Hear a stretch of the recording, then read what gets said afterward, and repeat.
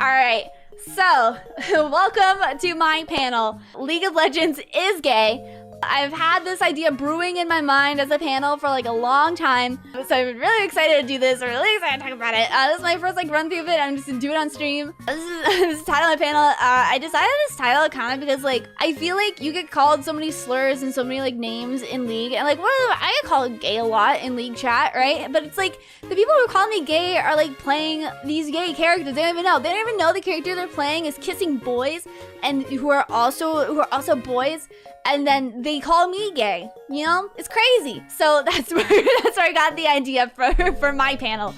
So a little backstory. So this is Runeterra. This is the world of League of Legends, the entire world. League of Legends, it's a MOBA. I don't remember what it stands for. Multiplayer Online Battle Arena. Massive online butt action. Yeah, I'm gonna write that down. That's a good one. But yeah, I started playing in like 2013. I'm a Zoe one trick all the way, but I have been religiously playing on Hit Lulu recently. This is where League of Legends is called Runeterra. It's separated into continents. There's like Valorant, which I think this is all Valorant. There's Shurima. There's Ionia. But I don't know what Bilgewater's deal is. And this is the Shadow Isles. It used to be the Blessed Isles before someone's wife died, and then they got depressed, and the world started going into an apocalypse. There is a lot of different characters you could play. It's over 160 playable characters that all have lore and story. Well, most of them have lore and story, and there's like an uncountable amount of like NPCs, and that's it's too many to count. I'm not gonna count all the NPCs, but it's a lot. There is a lot of them. So I'm gonna be talking about all the gay ones today, and not just gay. I'll be also talking about just like the queer ones in general. All right, we're gonna start with Leona and Diana. This is Leona and Diana. They are two girls from Mount Targon. They were both originally part of the Solari. The Solari are a tribe of people who live on the base of Mount Targon. Mount Targon, if we go back to the map, is here. This is Mount Targon. It's on like the outside of Shurima. That's where they live. So the Solari, they worship the sun. They're like, whoa, this sun is awesome, man. The sun like brings life and it's epic, and they're like super religious. Like imagine the most religious religion ever and then pretend it's in League of Legends. Hate the sun? No hate in the sun and the Solari. You'll be deemed as a heretic, and you'll have to like be punished. It'll be messed up, man. Don't do it. Hashtag Lunari gang. So Solari erased all of their history with the Lunari, and the Lunari was another tribe that used to get along buddy with Solari, and they worship the moon. They're like, whoa, the moon's so sick, man. But the Solari like, no more. Sun only. And the Solari are Lunari haters, man. So there are still Lunari around, but they have to like practice in secret, and they have to like hide around Mount Targon, because Solari, like, if you're a Lunari, you're gone. You're gone. No more. You're getting fed to the big space dragon. Both of these characters, Diana and Leona, are part of the Rakor tribe, which is a group of Solari. The Rakor is like a tribe where the Lunari and the Solari used to like interact all the time. Is where like they all originated from. It's like the Rakor is like the main tribe, but obviously Lunari were kind of erased from existence. And they train to be warriors for when eventually the sun is destroyed. It kind of reminds me of like Rapture shit, but like it's the Solari and the sun's gonna be gone one day. On to Leona and Diana. So Leona was a star student, and she was like the perfect student ever. Her parents were so proud. Her teachers were like, you're the best straight A student ever, man. And everyone expected her to become a Rahorak, which is like the best warriors of the Solari. They're like the holy warriors or whatever. And she was expected to be one because she was so smart, she was so talented, she was good at fighting. She's really good at fighting with her shield. You can see here, this is her shield here. This is what she fights with. Diana, on the other hand, doubts everything all the time. She's a little rational. I know, crazy for the Solari. She's a little rational and like constantly questions things, right? Because like obviously Solari is like, the darkness is bad, the moon is bad, the night is bad. But then she's like, well actually, the sun makes shadows, so why is darkness and shadows bad if the sun actually makes them? And then also the nighttime isn't actually that dark, man. Like the moon is super bright, the stars are super sparkly, like the night is not dark. But then they're like, shut up. She actually got like banned from speaking in class because she make too many sensible arguments that they were like, no more speaking. You're not allowed to speak. And like the teachers couldn't argue back with her because obviously it's like this crazy religion that is not rational. But Leona, instead of being like, you know, because she's the star student, everyone loves her. She's supposed to be like the star student of the record. Instead of being like, oh my God, Diana's so stupid, she actually thought it was really hot. So Leona asked Diana to teach her how to like debate and argue, but they couldn't do it in person, right? Because they couldn't be seen together because Diana was like, you know, this like girl who was constantly being punished, constantly like saying things that go against the Solari, and Leona was the best ever, right? And so they had to write letters to each other. You can see it here, they write the letters, they're writing letters to each other, and they think about each other, and they think they're so cute. They just exchange letters about how to improve Leona's arguments. And so there is this like big celebration coming up called the Nightless Eve. It's like a little celebration of the sun kind of thing. But Leona wants to ask Diana out, and it's like, oh my God, I'm so nervous. I don't know how I'm gonna ask her out. And like maybe she wants to take a walk together. What if she wants to pray with me? Like what if I get her flowers? She's like trying to like think about in her diary, like trying to think about like how do I ask this like hot bitch out, you know? So Leona eventually writes a letter to Diana saying, hey, do you want to like practice like dueling and skirmishing together? I can teach you how to use a shield. But Diana's like, I don't like using shields. Diana's a little oblivious. She doesn't realize that Leona is like flirting with her and asking her out. So she's like, I don't even like shields, man. So Diana kind of continues her like speaking out kind of thing. One of the punishments they gave her, which I think is like super mean, was that she had to go stand out in the sun like while the sun was up without any food or water. And I think that's awful. It's awful. She was only allowed water at night, and it had to last 3 days. So I guess she couldn't eat for 3 days either. It was awful. So Diana is like, I don't want to go to Nightless Eve. This place sucks. Leona wouldn't want to be seen with me anyway. Diana goes up to Leona and is like, I am not going to the Nightless Eve. And Leona gets really upset, right? Because Leona's like, whoa, but she was really upset. But Diana doesn't interpret this as like, oh my God, you want to go with me. Diana interprets this as, oh, she was only talking to me because she wanted to like convert me and like change me to like really believe in the sun. So Diana, they get like in a big argument together, and it does not end well. So Diana eventually realizes that like, oh, Leona was trying to ask me out. I'm so stupid. I'm so dumb. And she was really sad about it. Also, here are some of the drawings that Diana drew in her little diary. I think they're really pretty and really cute. She is so down bad.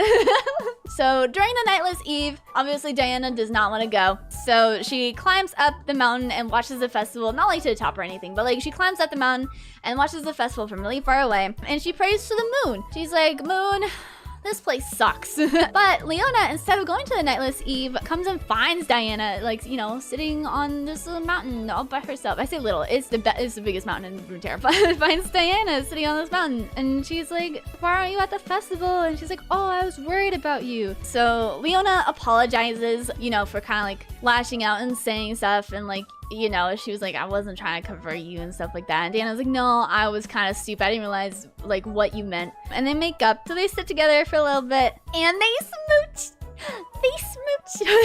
They end up sharing a little kiss. They share a little kiss of Mount Targon while they're watching the Nightless Eve. And so Leona's like, okay, do you want to go dance with me now? And Diana's like, yeah. They're so cute. So that's the story. They smooch, man. So that's the story between Leona and Diana. It doesn't really end there because what's going on right now, right? So fast forward, there's still things are a little like normal. They're still exchanging letters. Diana's still like speaking out, right? But Diana, at some point, she gets mad at the Solari teachers again, obviously. She like runs up the mountain again to like, you know, kind of escape everything. And she finds a cave, has a bunch of wall paintings on it of the Lunari and the Solari being so happy together, and they love each other. And Diana's like, what the hell, man? So she goes back and she realizes like of so many like of the books that they have like they're at the Solari tribe, like all their pages have been ripped out and like their history has been erased. Diana's like, what the hell, man? And so she tells Leona. Leona's like, bro, they like erased all of this Lunari history. And Leona's like, you probably shouldn't talk about that. You probably shouldn't talk about the Lunari. We're in a Solari tribe. And Diana's like, what the hell, man? So Diana's like, having none of it. She's done. She's done with putting up with all of their, like, lies and slander. So she decides, I'm gonna go climb Mount Targon. I'm gonna climb Mount Targon. And as I said before, Mount Targon is the biggest mountain of Runeterra. And something about Mount Targon is that if you reach the peak, if you reach the very tippy top and you meet the Arbiter, which is a big statue made out of like stardust, you will turn into an aspect. And an aspect is a god. And so she's like, I'm gonna go. I don't think she even realizes it, but she's like, I'm gonna go to the top and I'm gonna go ask the moon for answers. So she goes to the top, but Leona secretly follows her because she's like, what is she doing? This is so dangerous. And it's like, it's a really hard journey all the way to the top. Like, it'll take days, but they end up both getting there. Leona's still secretly following her, and Diana gets to the top and she sees the full moon. She sees the full moon at the top, and you know what what happens to her? She turns into an aspect. She turns into the aspect of the moon. So her hair turns silver, she gets her little sickle, her crescent blade, and she gets all the silver armor. But she turns around and sees Leona there, and she's like, what, Leona? And Leona, because she has also reached the top, is then chosen as the aspect of the sun. So Leona and Diana are both now basically gods. They're aspects of the moon and the sun. They have a little scuffle, because they're like, what the hell, man? I think they get into the same argument where it's like, look at what happened. Like, I can like prove that this like history was real. And Leona's like, no, don't disturb the peace. So they have a little scuffle. Diana nearly kills Leona at the top, but like chooses not to, obviously, because they were in love. So Diana flees back to Solari. She doesn't want to hurt Leona anymore, and she goes to the priest and she's like, hey, look at all this what I found. Also, I'm basically the moon god now. But they call her a heretic, obviously. None of this is going well for her. They call her like, oh, you're a heretic, you're a Lunari, you dirty Lunari. And so Diana's so mad, and because she's a god now, she hasn't really learned how to control her powers. In her rage, she accidentally sends out a big like moon blast and like kills a bunch of people. And she's like, oh god. And so she flees the Solari because like she's scared of hurting people. And she also still wants to bring the Solari and the Lunari together again, you know, like learning of this history. She's like, we can make peace, you know? So Leona comes back after getting beat on the top of Mount Targon and finds all these dead people, and she's like, Diana did this! And so now they hate each other, and Leona is searching for Diana. Lol. So that's the lore right now. They hate each other now. Womp womp. But their story was really cute. I really enjoyed their story. So next we got Graves of Twisted Fate. Their real names are, interestingly, Twisted Fate's original name was Tobias Felix. I would have changed my name to Twisted Fate too if I was him. Pirate Gay Boys! Pirate Gay Boys! And Graves' name is Malcolm Graves. Kind of normal. TF, he was part of a like nomadic tribe near the rivers of Bilgewater. He was taught by his grandpa to read omens in the shuffle and the cut of a deck of cards, which is really specific, but that's how he like uses his like magic and stuff. It's called what's it called? It's called cartomancy, is what he learns from his grandparents. He's taught how to read like tells and how to like read omens and all this stuff. And so he would do this to like scam people, but he wouldn't be caught, right? Because it was basically magic. But eventually he messed with the wrong people, and they came to his little nomadic tribe by the river and like beat a bunch of people. But he didn't even stay. He didn't pay for his actions. He ran away. He ran away from the tribe while the people were there, and the other people of the tribe had to pay for his actions. So he was exiled, as he should be.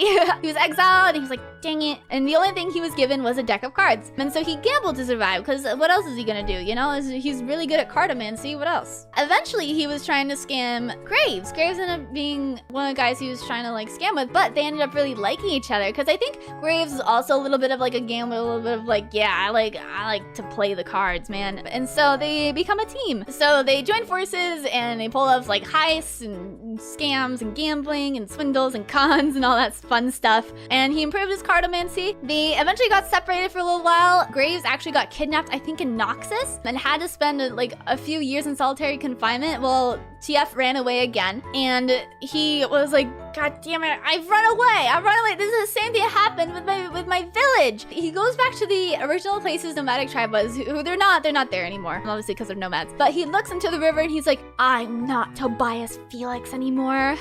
I'm Twisted Fate. and he reunites with Graves and restores their partnership. I think it was like during like some heist they actually ran into each other and like, oh, I hate you, but then they have to work together to like pull this off, and then they end up being partners again, and it's nice. So Graves, on the other hand, he was raised in Bilgewater, where he learned to like steal and gamble and smuggle, and again he met his fate while gambling, and he felt the connection of two deplorable men. Graves was taken by Noxus when they separated. He was basically like in solitary confinement and tortured for years. Noxus is not a good place. It is very, very like war heavy, like very like bad. But he escaped prison and went back to Bilgewater to find Twisted Fate, not because he wanted to see his partner again, but because I think he was really mad and wanted to kill him. But as we know, he found each other in the middle of a conflict between Gangplank and his rivals, and they were forced to work together, and Graves was like, you know what, I forgive you for all those years of torture. One of the original narrative designers, directors who worked on Graves and Twisted Fate had wanted them to be a couple since the beginning, right? Ever since they had been like together. But Graves and Twisted Fate are pretty old champions. I don't remember the exact year, but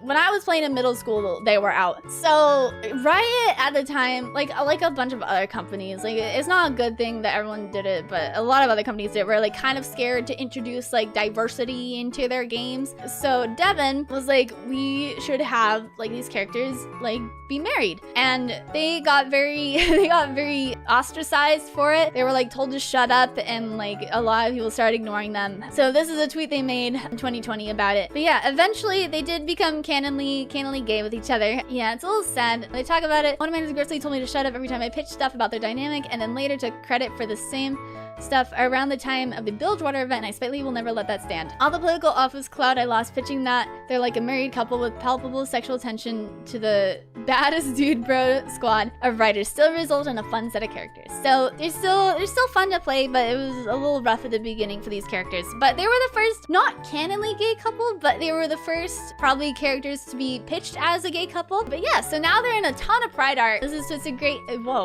Fate and Graves. Love prevails. Love wins, guys. So this is the 2022 Pride fan art. I think it's really cute. You can see a bunch of like flag colors, and obviously Graves and Twisted Fate are front and center. This is some of the 2022 emotes and card art. You see his rainbow cards. But yeah, these are some of the emotes, and obviously they're a couple now, and it's very nice. All right, Nico and Nidalee. So Nico and Nidalee. Nidalee is a very old character, and Nico is like, she's not super new, but she's one of the newer characters. Nico is actually the first lesbian champion. I think she was the first canon queer champion was Nico. So Nico, she comes from an island to the far west of Runeterra. So she's a Vastaya, which is like the animal people of the world. They originate from humans sleeping with the Vastaya Iray, and then they made Vastaya. So she is an Uvi cat, is what this species of Vastaya is called. They're a very secluded tribe. They lived all by themselves. They didn't really talk with anyone else. But one day her home got burned. Like her entire island got set on fire. So she was one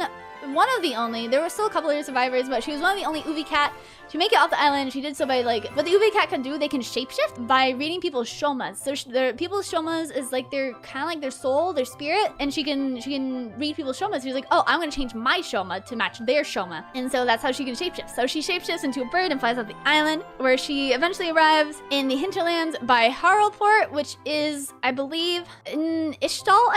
Ishtal is like the jungles, where she finds Nidalee's pack. So Nidalee is kind of a stallion, kind of. So she was originally born as a Paka, which are like these kind of like mountain lion cat things. She later found out she could turn into a human, and it's still like, they're not the same. They're not, Nico and Nidalee are not related in species, and she's the only one who's known to do this as part of the Paka, because she has like a very, very little trace of Vastaya blood in her. Yeah, she's the only Paka known to do this. So it's very much a Nidalee thing. Nico finds Nidalee's pack in the hinterlands of Ishtal, and she disguises herself as a Paka. But Nidalee's like, you're a weird cat. Do you even know how to meow, man? And Nico's like, no, I don't know how to meow. So Nidalee kind of discovers her, but even so, Nidalee allows her to join her pack. They kind of fall in love. There's no like super like smoochy art of them, but Nico joins Nidalee's pack, so they stay together in their pack for a few months, and it's really nice. This is some of the newer art of them. Nidalee got a little bit of a redesign, and this is what she looks like now compared to here. Pretty different. But yeah, Nidalee taught Nico how to survive in the jungle. One of the reasons Nidalee accepted Nico into their pack was because Nico could also shapeshift. So like Nidalee was like, whoa, you can shapeshift, I can shapeshift, and Nico was like, whoa, you can shapeshift, I can shapeshift, and they're like, that's sick. They developed a strong and loving relationship together while they were in the pack together. But then Nico began to see visions from her ancestors telling her to go start her own pack, and it's like, you need to rebuild. Like the Ubi cat are kind of no longer here. You need to go find people to make another tribe again. And she's like, sorry Nidalee, I gotta go. I love you so much. I gotta go make my tribe again. My ancestors are telling me is I gotta do it. And Nidalee was like, no, but okay. Nico invited her. It's like, hey, do you want to like come with me to like explore all these lands? And Nidalee's like, no, I gotta stay with my pack. And Nico was like, okay, I love you. Eventually, Nico goes out on her own to explore the world. I'm not really sure exactly what regions she explored, but eventually, after a while, she was caught by Piltoven poachers who like would trap and catch Ishtalian wildlife. So she was actually freed by one of the scientists that worked for the poachers. I think his name is Anura,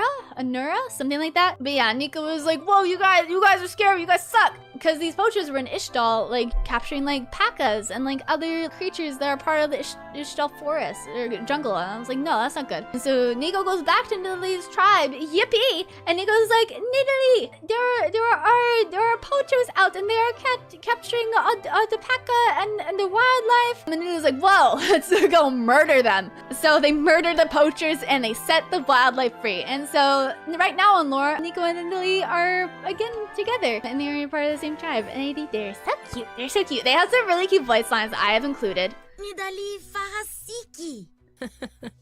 I like you too, Nico. My den was quiet without you. They're so cute. Nico missed Nidalee so much. Koom Sehena. Did I say it right? Yes, it is perfect. You are perfect. They're so cute, man. But yeah, this is from Legends of Runeterra. This is the card game. Here's some of the card art from Legends of Runeterra. This is some of the concept art they had together. It's so cute. This is some of the official concept art. It's so pretty. It's so cute. I love it. But yeah, next we're gonna move on to Cassante and Tope. So these are two characters from Shurima. And the reason I have Lil Nas X here is because Lil Nas X Lil Nas X actually helped in the design of Cassante. He helped design specifically his Prestige Empyrean skin, which I think is awesome. This is Cassante's Prestige Empyrean skin. I just wanted to include this. This is awesome because Lil Nas X is also a queer icon. But yeah, it came out in 2022. Lil Nas X also did the theme for the World's 2022 Championships. I'm Star Walking. You guys know that one, right? But yeah, he was kind of like basically the face of Cassante and Cassante's release, and I think that's kind of epic. So the story between Cassante and Tope. So Cassante, he is the protector of Nazuma, which is a little town tribe in Shurima, and Tope is a hunter from Maromark, which is also in Shurima. Cassante was trained as a child to like protect his home and kill all the beasts surrounding it that could possibly harm them. He always idolized warriors when he was a kid. He was like, he saw them and was like, I'm gonna be like them when I grow up. And his father used to tell him all these stories about these really cool warriors, very much embellished to make them seem like these basically like gods. They weren't gods, they were just warriors. Very like, these guys were unbeatable. And Cassante's like, whoa, I wanna be like that.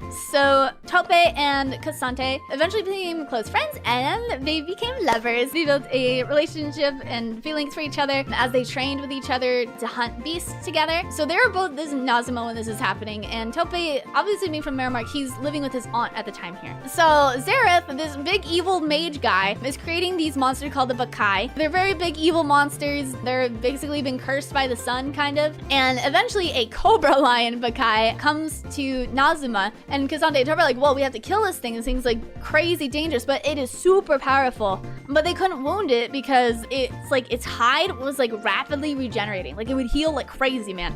So Tope was like, okay, obviously we can't just beat this thing with brute force. What we need to strategize. We come up with a plan. And so Tope would spend like hours and hours trying to like figure out like, what can we do? What can we do to defeat this thing? And eventually Tope was like, well, maybe we just can't defeat it. And Cassandra was like, nuh-uh, I'm the best warrior in Nazuma, man. What do you mean? We have to defeat it. And it's like, we just have to use brute force. Like, we don't need to strategize. We don't need to spend all these hours riding away when he could be fighting this thing. Because he argued this mostly because he wanted the glory of killing the Bakai, because it's this huge monster, right? And he would be like seen as this like crazy warrior, like all the stories his father used to tell him. Cassante would go at it and train and like just try to defeat this thing, but he never could. And eventually Cassante, like he couldn't defeat it, and he was like, maybe it's Tope. Maybe Tope is holding me back. And Tope was like, what the hell? And so another reason he said that was because he felt like he was getting the support, and like he really wanted to be like the one soldier, like the one soldier to defeat this thing. He didn't want to accept support and help. And so Tope was like, all right, man. So they separated. Tope actually went back to Marowmark. They broke up. They broke up after like because all of this. It was kind of sad. But obviously Cassante was like trying to kill this thing and it was not working. And after a while, Cassante was like, you know what? I think I do need help. So he went to go visit Tope, but he hadn't realized that Tope had gone back to Marowmark. So when he went to go visit his little house in Nazuma, his aunt was like, oh, he went back home. And Cassante was like, what? But Tope had actually left the journal that he was writing down all his strategies in to Cassante, because he was like, you know what, he probably needs this. I'm just gonna leave this here before I go home. And his aunt, Tope's aunt, gives it to Cassante. After reading Tope's journal, he realized, you know what, I think I'm kind of just full of pride. He was full of pride. He didn't want to accept help, and now he broke up with his lover, and he was like, damn it. Eventually, Cassante went back after reading all his strategies, and he fought the Bakai, and he finally killed it by weakening its hide by putting it underwater. And then he became, after killing it, became the Pride of Nazuma, and that was his title. He stayed in Nazuma. Tope did not come back, but at some point he was like fighting monsters, protecting his village, when he was like overcome by so many of them. He was like fighting 20 of them at once. It's like he thought he could take it. Eventually he's like, oh my god, I can't do this anymore. But Tope actually shows up and it's like, whoa, you need help. And so he helps Cassante defeat all the soldiers. Cassante being like, he wasn't super wounded, but he was exhausted. So he kind of passes out. Tope takes Cassante back to his camp where he had slept for like 2 days. They're happy to see each other again, you know? It's not like they didn't, leave on a bad note. They share a meal together, and Cassante apologizes for like, yeah, I was kind of stupid. So there is a celebration coming up, and that Cassante is telling Tope about. It's like, oh, you should come to the celebration that's like in my name for killing all these monsters. And Tope's like, oh, when is it? And Cassante's like, it's at this time. And then Tope is like, oh, I can't go. That's at the time of my wedding. And Cassante's like, but Tope tells him that he met a guy during school, and after arriving back to Marowmark, he fell in love, and they're getting married. Tope apologizes to Cassante after that, telling him, like, yeah, I'm sorry for not being there for you. And then Cassante's like, no apologizing. I hurt you, but I did use your journal to defeat the Carpaline, and I should have been a better partner. So they're not together anymore, but they did end on a happy note, and I think that's awesome. I think it's cool that they ended up happy together. All right, now we're getting to the one everyone's been waiting for. Everyone knows. Bye, and Caitlyn! So, I don't know if it's ever been stated anywhere in the words Vi and Caitlyn are gay, but they are probably the gayest couple in all of League of Legends. I'm sure some of you guys have seen Arcane. If you have not, you should see Arcane. They are very, very gay. They are featured in the 2023 Pride art. You kind of see, you can see Nico's like little lesbian like feathers on her head. They're not actually feathers. They're like little detectors for Shomas and Spirit and stuff like that. But you can see the colors of the different Pride flags. It's awesome. There's a lot of different art and things depicting them in a relationship. This is one of my favorite skins of theirs. This is the Heartthrob. This is the Heartthrob skin, and they're so good. They are so, oh my god, they're so pretty. So I want to show you the backing animations, right? This is Vi's backing animation. So she's trying to open this locker, right? She's like, can't get open, so she punches it open, and she puts a little heart note inside before she finally backs, right? And then Caitlyn's backing animation is that she's like, oh, let me just open my locker, and she sees a little heart note. She's like, oh my god, I hope you don't see it watching, and she thinks that heart note. She's like, oh my god. It's so cute. It's so cute. Caitlyn was like kind of finally confirmed having an interest in Vi in Arcane. They're gay as hell. As some of you know, this screenshot right here is from the moment in Arcane where they go to the brothel, and like Vi's like, you gotta blend in, so you pretend you work here. When Caitlyn was like, no, I don't want to work here, Vi fucking cabadoned it and was like, well, you're hot, Cupcake, so what'll it be, man or woman? Oh my god, it was so good.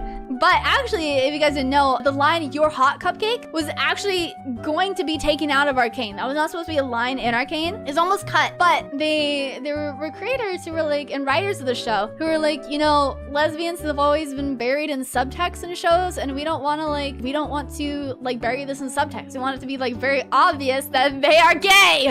They are very gay, and it's awesome. There is no possible way these characters are straight. But yeah, next we'll go to Ezreal and Echo. So these only exists as a couple in the Pulsefire universe, which is a skin line. It's a series of skins that like take place in a parallel universe where it's like a dystopian future, and like people are like cyborgs, and people can like jump through time. They have like chrono technology, and these two are chrono fugitives, meaning they like make paradoxes and like some like breaks in the timeline, and so they're constantly being chased by these people called chrono enforcers, right? And they're supposed to like keep the timelines together. It's kind of like Loki. So Ezreal creates paradoxes all the time. Echo creates homemade like chrono breaking devices. It's pretty cool. So in a short story called Out of Time, Ezreal is running away from chrono enforcers. When the juice in his Pulsefire suit runs out, his core breaks. The thing right here, it breaks, and he only has one last jump, and he's like, you know what, the only person I know who can fix this is Echo. And he's seen Echo before. They are friends. When he chrono jumps to Echo, Echo's like, you were just here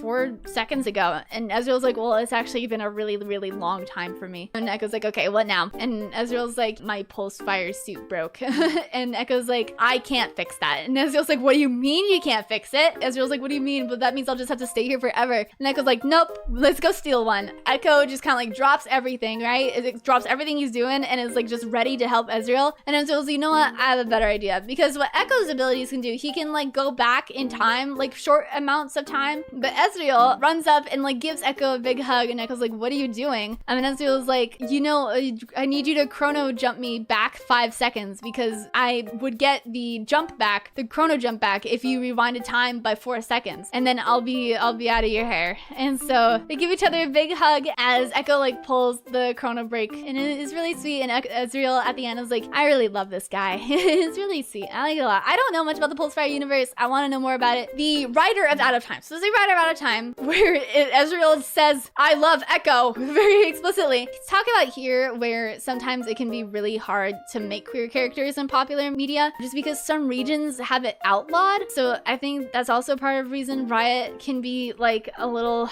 homophobic. I don't think like on purpose, but it's like, oh, we can't release this because it'll be banned in this country. And I was like, yes, I understand that, but it sucks, man. But yeah, one of the biggest challenges of telling queer stories in large IPs is the difficulty of doing so without a global audience, where in some regions it is abhorrently illegal to do so. Confirmed queer character storyline could put co-workers in legal risk / actual physical danger. Different companies have different approaches. Some fragment their stories so a character is queer in core canon and primary expressions, but omits this for specific regions. But this creates a fractured continuity for different audiences and undermines the sense of character truth. Others avoid having queer characters in the main expression of their IP, but try to incorporate it in auxiliary media. That often feels worse, like a non-commitment to storytelling, or that queer characters can't ever be seen on screen. Queer baiting is, you know, an example. As a creator, it's immensely frustrating to have your hands tied in terms of how you can execute a story and what you can confirm publicly without any doubts about a character's perceived attractions. Love and attraction are core to many stories and characters' journeys. Despite all this, all you can do as a writer is write what you can as authentically as possible. Anyway, completely unrelated, please enjoy the story about Ezreal and Echo. So I think it's a little, I don't know, it explains it well. It's also kind of sad. Unrelated, Out of Time. This is the part of the story I was talking about. Yeah, it's really sweet and easy. Like if he's getting ready to help me, and knowing the escapade he's got back from, he has to still be exhausted, and he gives me a stupid grin I hate and says, let's go, dummy. I start to smile, but my face freezes mid-thought. Oh damn, that's it. I am a dummy. I hate you so much. I tell him, bull rushing him into a hug. Whoa, hey, get off me, he shouts. He struggles, but I cling on. How long have I been here? About a minute, way too long, he fires back. His hand is in my face, but I grab his wrist. Rewind me back to just before I showed up. And then they talk about the chrono jump, and he says, it's up to 4 now, he corrects, pulling me close as he pulls the cord. The world around us slows, stops, then rewinds at an accelerating pace. Man, I love this guy. It's so sweet. It's so sweet. All right, Valmar and Kai, also known as Varus. Kind of hard to explain. Valmar and Kai, it's like 3 guys in one, kind of. It's like 2 guys in a trench coat, except the trench coat is sentient and can speak. So the ones on the left here are Valmar and Kai, and Varus is actually this bow. He is a weapon called a Darkin. They're living weapons, and whoever touches the bow will become the host of the Darkin in the bow. And Darkin's kind of like demons. It's hard to explain, but they're demons that are like sealed into weapons and like stored away where no one will find them. But if someone touches the weapon, they will become the host. I made this. I made this meme. Thanks, Snoot, for the inspiration. So a long time ago, a warrior defeated Varus and sealed him in a bow and threw it down a well in Ionia. Valmar and Kai were monster hunters of Ionia, and they were a couple. Valmar travels with Kai to his hometown called Palace, so Kai can meet his family and tell them about their relationship finally. And Valmar is super nervous, like, oh, what if they don't like you? What if they don't like you? And Kai is like, chill out, man, it'll be fine. And their family is like super happy. Their family is super happy to be like, oh my god, you guys are a couple. That's awesome. But once they arrive to the village, Valmar explains to Kai that a tradition of their village is that travelers have to bring an offering to the temple in their village, and it has to be like something that means something a lot to them, but they have also collected on their journey. And Kai's like, okay. The temple is called the Eluxan Cage, and while Kai is making his his offering, Valmar speaks with the temple guardian, whose name is Kobayashi. She tells Valmar that Valmar has to break up with Kai or something bad will happen. And obviously Valmar's like, what are you talking about? I will not be doing that. Kobayashi is like, well, you're gonna experience unimaginable loss then. And he's like, whatever, man. While they're doing the offering, Valmar goes and takes a breather at the edge of the temple and looks over the cliff and sees that Noxian invaders are like approaching the temple, and he's like, oh god. So he runs back to where Kai and Kobayashi are. Kobayashi is dead. Kai is injured in battle. He's been like shot a bunch of times with a bunch of arrows. Valmar is like, I have to get you out of here. I have to save you. But Varus starts calling out. Varus is the Darkin in the bow, like I said before. He starts calling out to Valmar and Kai and was like, come down here, come pick me up. And so he takes Kai into the well. They fall down the well, and that is where this boat was being kept at. And so their souls all joined together, and now they're Varus.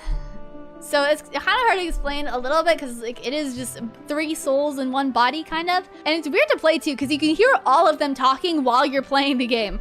But that's okay. So that's Valmar and Kai. Next we got Set and Aphelios. So these two aren't actually canon relationship in League, but they do have skin lines where they are canon together. They were actually shipped together when they first came out because they were released back to back, and they're like, whoa, big hot dude and twink boy, let's make them kiss. So they were like super shipped when they first came out, and they kind of just like made it into like a thing in different skin lines. So we got the Spirit Blossom skin line where they are a canon couple. The Spirit Blossom skin line, the champions are like representations of like characters told in stories around Runeterra. They're like legends kind of. So they are a canon couple in the spirit realm. Set actually calls Aphelios Mooncake in this skin line. I think it's kind of funny. And they are also together in the Heartsteel skin line. There's a bunch of other art of them together. I do think it's official of them just being like very close and very cute together. There's some trailers that have them together, and it's really cute. They're really cute characters. I like them. He also calls them Fel, but that's not as fun.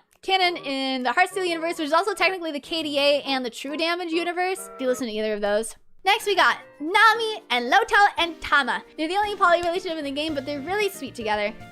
So Nami is one of the playable characters. The others are cards in Legends of Runeterra. But Nami is a playable character, and she is a Marai, which is a Vastaya that lives in the seas by Mount Targon. And so the Marai, they're like fish people who live in the ocean. And what they do is that they have these really fierce warriors called Tide Callers. And these Tide Callers, what they do is that they go down to the bottom of the ocean, and they have to get a pearl to trade with the Lunari at Mount Targon for them to give the Marai a moonstone, which wards off like really fierce and scary deep sea monsters that could hurt them. And so every once in a while, a moonstone will start to dim, right? And it's like, okay, it's time for a Tide Caller to go and get a pearl to trade with the Lunari. And Nami had always dreamed of being a Tide Caller, and she was like, let me go, I want to do it. But the other elders of the Marai are like, no, you're like way too, not young, but like way too adamant about doing it, you know, like not prepared. So they send a Tide Caller down there, and he does not come back. And the moonstone is still dimming, and they're gonna need one soon. And so Nami is like,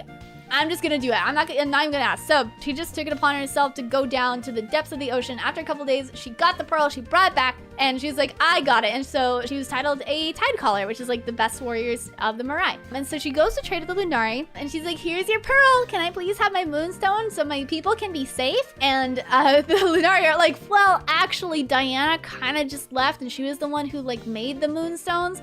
So we don't have any moonstones for you. And she's like, what? So she leaves the Marai. She's the first Marai to go onto land, and she is now in search of Diana. So Loto, he is an abyssal guard of the Marai. He is a tireless fighter, and like he's seen as like this tough guy, right? But he's really scared that he won't be able to protect the ones he loves. And so Tama, she's really sweet and pretty. She calls both of them her Pele'ai, which means beloved one in Marai. And they all call each other beloved in my heart and my soul. It's so pretty. And then this was their like official like thing saying like, yes, they are are poly. They're actually the only poly relationship, but hopefully there will be more. They wanted to show how courageous Nami is in her quest and how much she has to lose. Talia, last one. Talia is a mage from Shurima. So she was born into the Nasaj tribe, which is a tribe of weavers and herders. So like very chill people. And so Talia, she was never like interested. She was never interested in the sand around them because her elders were always like, oh, appreciate the desert and where we live. And she's like, no, I'm not interested in the rocks underneath the sand. When she was a child, she was looking for a runaway goat from her father's like flock of goats. And she found the goat and it was stuck on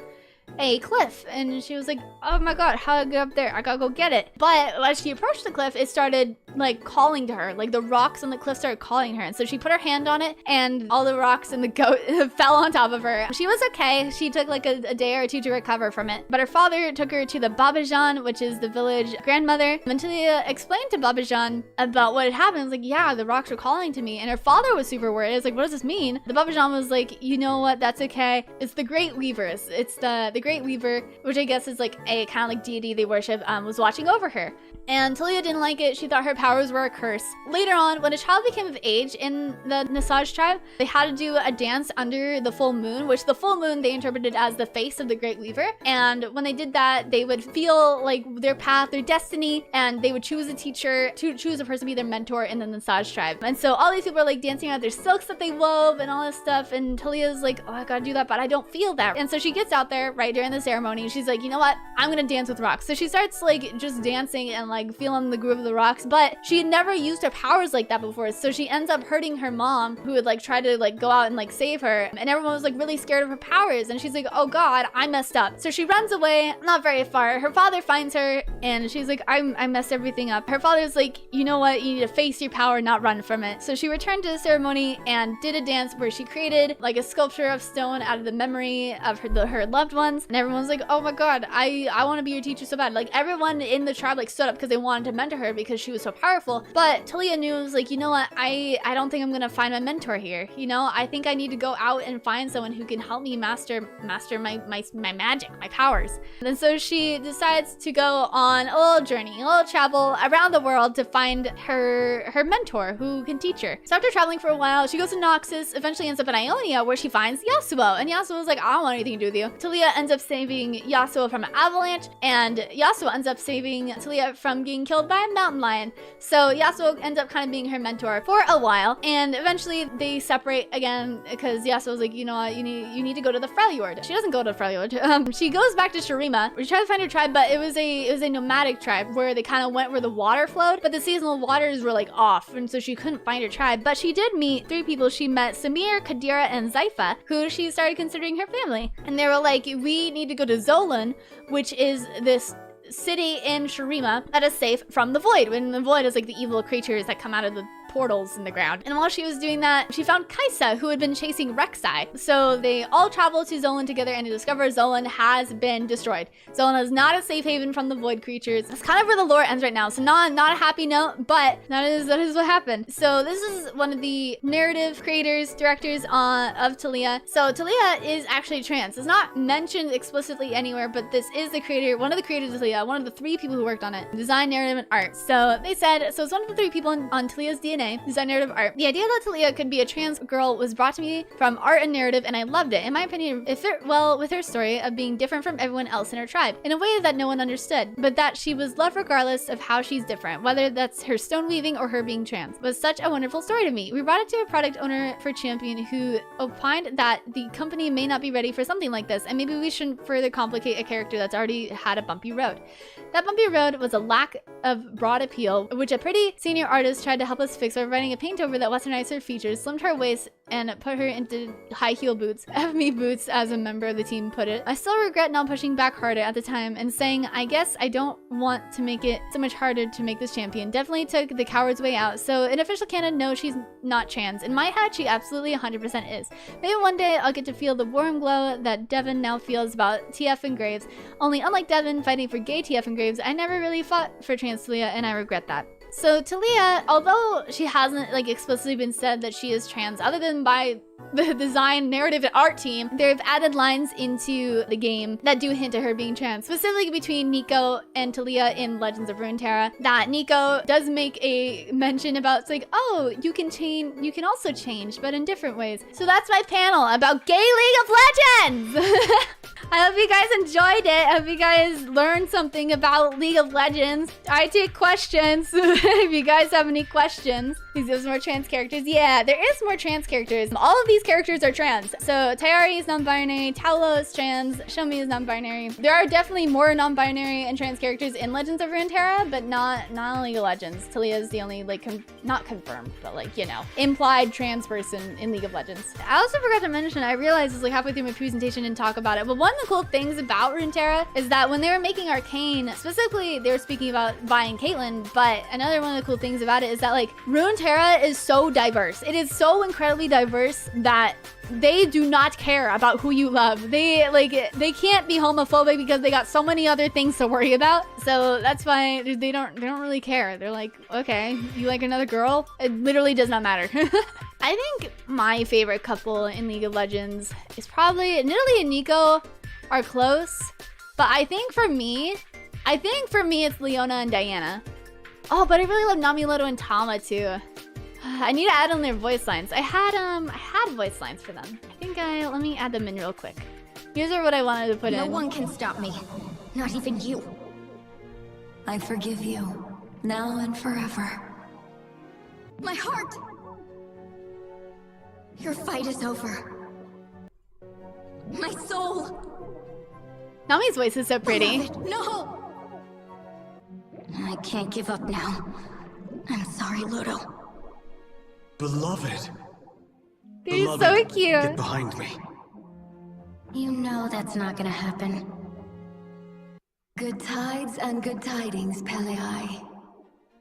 So formal. I'm glad you're here, Tama. I am with you, now and forever. Now and forever. Perhaps our end is unavoidable. I believe in Nami, and in you, Pelei. Ah, so cute. So cute. I love them. I'm not an expert about LGBTQ plus issues or people. I'm just a bitch who likes League of Legends.